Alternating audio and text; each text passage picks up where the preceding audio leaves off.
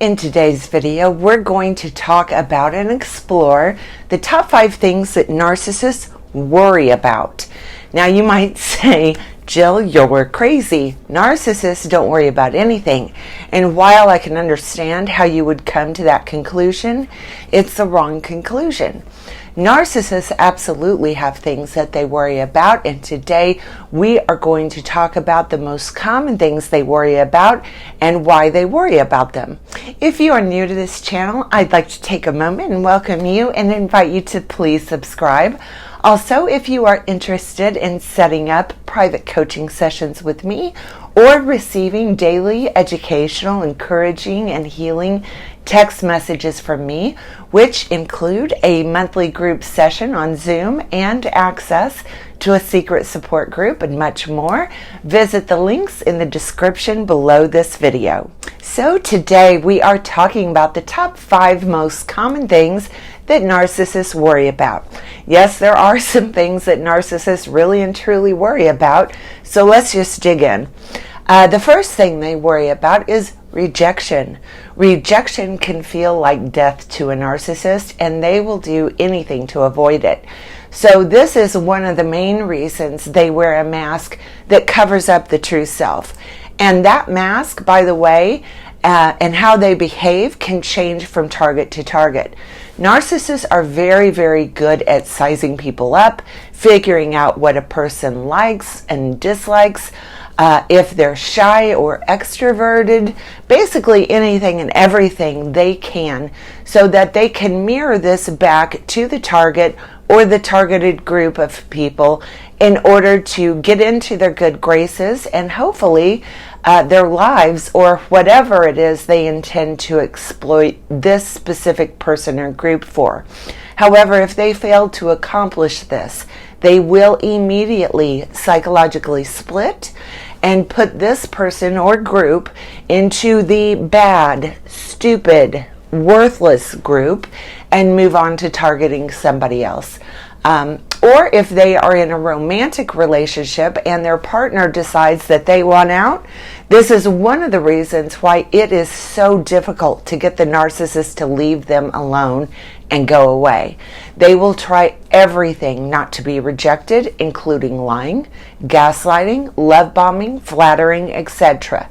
Or if that does not work, they will degrade that person, threaten that person, lie about that person, go on a smear campaign against that person so that they can rewrite the narrative into one they are the one who rejected you because you're so crazy or have some disgusting character flaw. Usually it'll be something that they themselves are guilty of doing to you.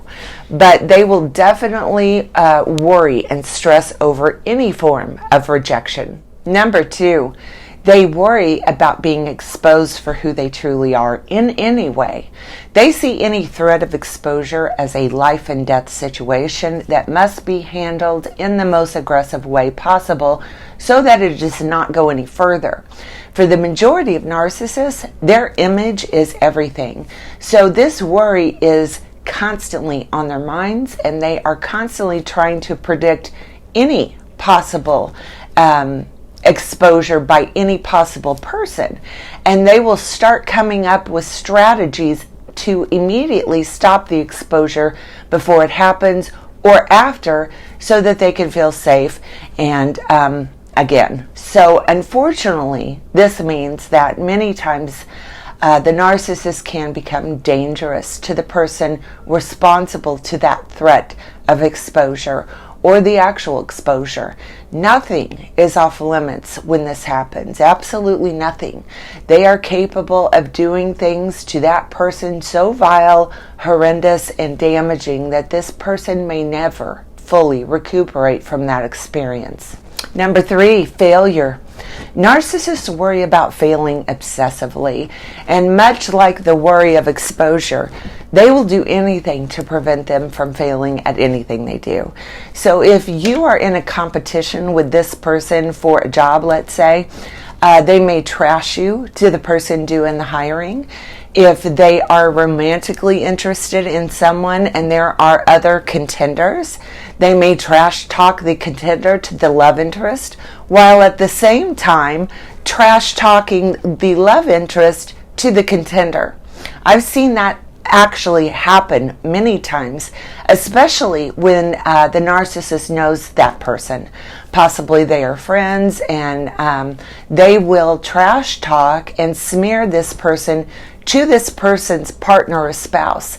I have seen the actual destruction of marriages from narcissists doing this to a couple. And the lies they will tell usually will have a little bit of truth to them, but then the narcissist manipulates the narrative into something it was never meant to be or never was. Usually something really vile and disgusting. Like I said before, there are no limits to what these people will do to avoid experiencing things they worry about. Number 4, public humiliation. This is a big one for them, you guys. A very, very big thing that all narcissists worry about. Not only because they need the constant and continual streams of narcissistic supply, but also because they need to believe at all times that they are all that they are the smartest or the prettiest or the wealthiest from anyone else in the room. And if something happens that publicly humiliates them, they are stricken with terror and are immediately thinking of ways to get revenge against the person responsible for that public humiliation. No joke either. They immediately start thinking of ways to attack and destroy the responsible party. Of course, they will not let on like they are humiliated. However, deep down, they are seething with anger and rage. How dare you or this entity humiliate me, is what they're thinking. It consumes them, and they will definitely take actions at some point to see to it the responsible party pays for what they did, and pay dearly. When a narcissist has any offense committed against them, no matter how insignificant, no matter if it was intentional or not, they will drastically take action that is way, way out of proportion from the actual humiliation or offense against them. Number 5, getting called out on their lies. Narcissists are pathological liars. Basically, if a narcissist's mouth is moving, you can be guaranteed they are lying.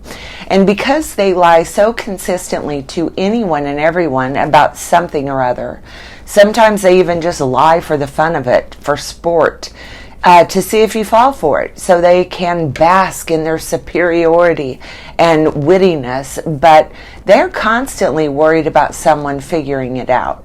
They try and recall all the lies they may have told you when they first interact with you after lying to you, so they can keep their story straight. But even if they can't keep the story straight, they will simply cover that lie up with another lie and gaslight the person they lied to in some manner to make this person think their recollection is wrong. Okay, that's going to do it for today's video. If you like this video, please give it a thumbs up and please subscribe to my channel. Also, follow me on my other social media platforms. They are all linked in the description below. Thanks so much for watching, everyone.